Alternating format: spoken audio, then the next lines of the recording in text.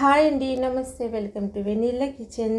అందరూ ఎలా ఉన్నారండి? నేను బాగున్నాను, మీరు బాగుండాలని కోరుకుంటున్నాను. ఈ వీడియోలో నేను చూపించే రెసిపీ ఏంటంటే పనసపొట్టు కూర అండి. పనసపొట్టు కూర అనేది అందరూ చేస్తూనే ఉంటారు, కాకపోతే కొంచెం తేలికగా, చాలా తొందరగా, కొత్త వారు కూడా చాలా ఈజీగా చేసేసుకోవచ్చండి. నేను ఇప్పుడు ఈ వీడియోలో చూపిస్తున్న విధంగా చేసినట్లయితే కనుక, ఇది పనసపొట్టు వచ్చే సీజన్ కదండి. శీతాకాలం అయితే పనసపొట్టు చాలా విరివిగా దొరుకుతుంది అనమాట. గ్రామాల్లో అయితే ఉదయాన్నే తెల్లవారుజామునే కూడా ఈ పనసపొట్టు అనేది అమ్ముతూ ఉంటారు. సేరుల్లో అమ్ముతారండి, సేరు తవ్వ అలా అమ్ముతారనమాట, కేజీలో కాకుండా. పనసపొట్టుని నేను తీసుకున్న ఈ పొట్టు అయితే సేరు పొట్టు అండి. సేరు తీసుకుని శుభ్రంగా ఒక గిన్నెలో వేసేసుకుని అందులోకి ములిగేంత వరకు వాటర్ పోసుకుని స్టవ్ మీద పెట్టి ఉడికించుకోవాలి. చేతితో పట్టుకుని చూసుకుంటే ముక్క అనేది మెత్తపడేంత వరకు ఉడికించుకోవాలండి. ఇది ఉడికిన తర్వాత ఇలా చిల్లుల గిన్నెలో వేసేసుకుని నీళ్ళన్నీ వాడేటట్టుగా పెట్టేసుకోవాలి. ఇది ఇలా పూర్తిగా ఒక చల్లారేంత వరకు దీన్ని ఇలా పక్కన పెట్టుకుని, ఈలోపు ఈ కూరలోకి తాలింపుకి ఏవైతే కావాలో వాటిని గురించి చూద్దామండి.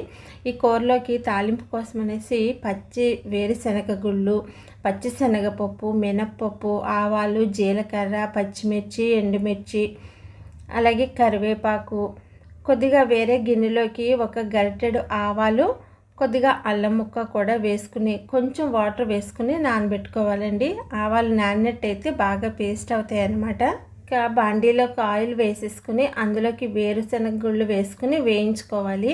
అన్నీ ఒకేసారి, పప్పులన్నీ ఒకేసారి వేయించుకుంటే ముందు వెనకలు వేగుతూ ఉంటాయి కదండి. అందు గురించి పల్లీలు సగం వేగిన తర్వాత మనం ఈ పప్పులన్నీ కూడా వేసేసుకుని వేయించుకోవాలన్నమాట.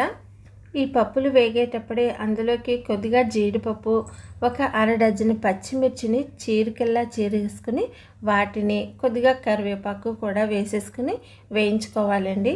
ఇవి బాగా వేగిన తర్వాత వీటిని వేరే గిన్నెలోకి సపరేట్ చేసేసుకోవాలన్నమాట.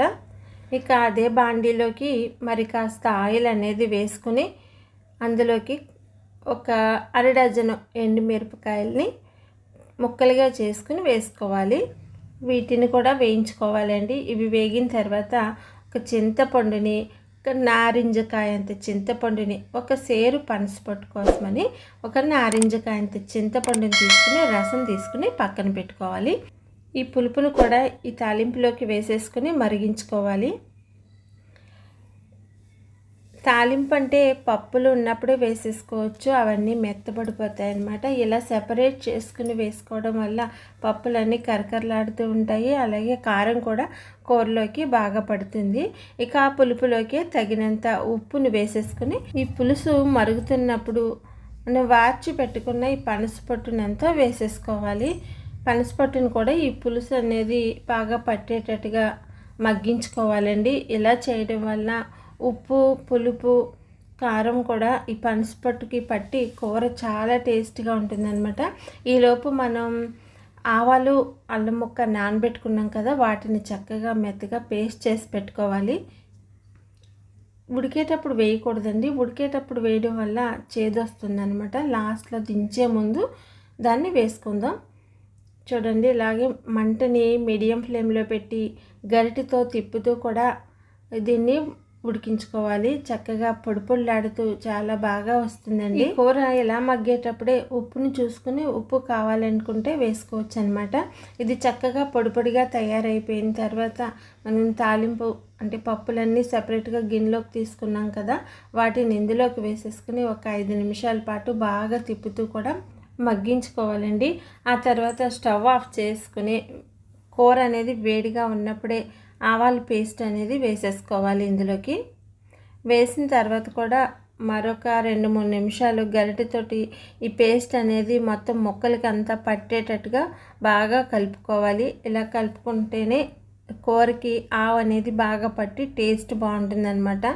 అంతేనండి, పనసపొట్టు కూర వండడానికి భయపడే వాళ్ళు కూడా ఎలాంటి టెన్షన్ లేకుండా ఆవు పెట్టిన పనసపొట్టు కూర అనేది చాలా ఈజీగా తొందరగా చేసేసుకోవచ్చు అనమాట. లంచ్ బాక్స్లో కూడా చాలా ఈజీగా ప్రిపేర్ చేసేయచ్చు. ఎలా ఉందో కామెంట్ చేయండి.